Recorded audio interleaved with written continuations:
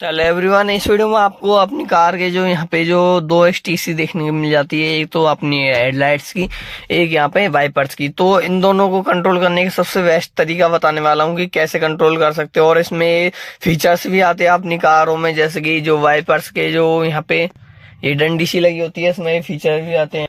और इधर की साइड जो यहाँ पे जो हेडलाइट्स की आती है, यहाँ पे डंडी सी, इसमें फीचर्स आते हैं। कैसा लोगों को अभी तक पता नहीं है कि क्या क्या है वो फीचर्स, तो इस वीडियो में पूरा एक्सप्लेन करने वाला हूँ। तो वीडियो सीखना बहुत ज्यादा इंपॉर्टेंट होने वाली है। अभी तक अपने चैनल सब्सक्राइब नहीं किया, चैनल को जरूर से जाकर सब्सक्राइब कर देना।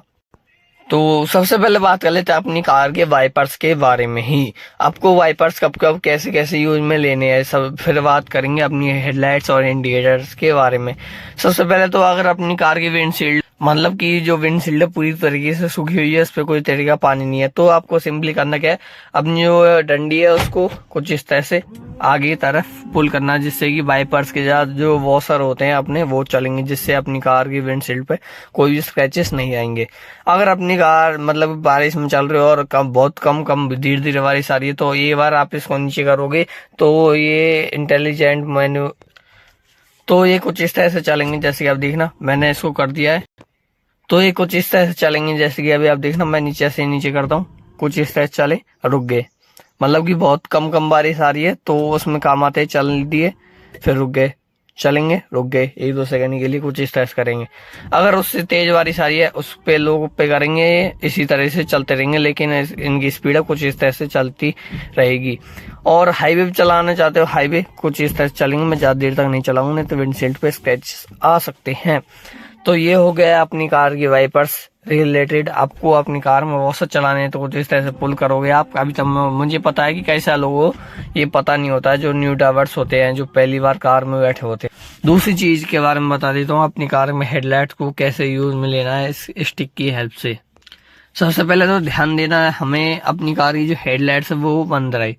सबसे पहले तो अब जैसे ही आप इसको ऊपर की साइड करोगे तो अपनी कार की राइट जो इंडिकेटर है, लेफ्ट सॉरी, वो ऑन हो जाएगा, जैसे कि आप देख पा रहे हैं यहाँ पे। और जैसे मैं इसको नीचे करूंगा तो ये राइट साइड का इंडिकेटर वो ऑन हो चुका है, और जैसे मैं इसको बीच में करूंगा तो वो ऑफ हो चुका है।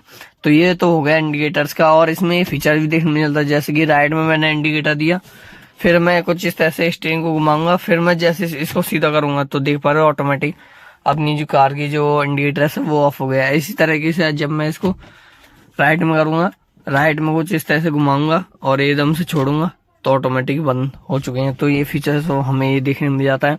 हेडलाइट्स के बारे में बात करें तो हेडलाइट्स में हमारी जो अभी तो पार्किंग में, जैसे कि आप देख पा रहे हैं यहाँ पे ये पार्किंग है, जो हेडलाइट्स में यहाँ पे पार्किंग है, और यहाँ पे जो हेडलाइट्स है वो ऑन हो जाती है हाई बीम लो बीम, मतलब कि अब ये हाई बीम पे चल रही है, जैसे कि आप देख पा रहे हैं यहाँ पे हाई बीम पे। और जैसे मैं इसको आगे की तरफ फुल अप करता हूँ तो ये low beam, high beam, low beam. और जैसे कि आपको दिन में डिपर देना है, रात में डिपर देना है, लो बीम पे जैसे रहेगी, और जैसे आप आगे की तरफ फुल करोगे कुछ इस तरह से डिपर दे सकते हो।